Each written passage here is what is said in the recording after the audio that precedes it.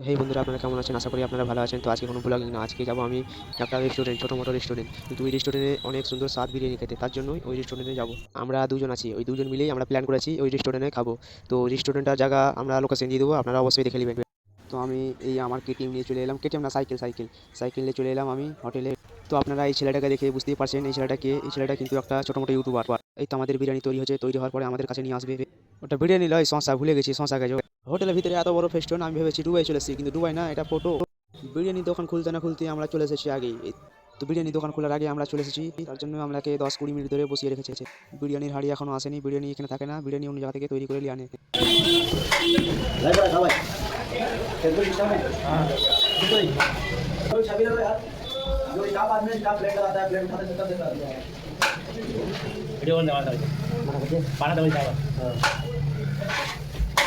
তো আমাদের চলে এসেছে ইতিমধ্যে আমাদের বিরিয়ানি। তো বিরিয়ানিটার দাম মাত্র 100 টাকা প্লেট।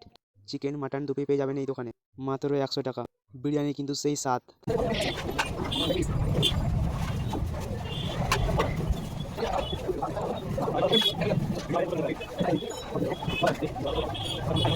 তো এই কাকুটি বলছিল আমাদেরকেও ভিডিওটা নাও।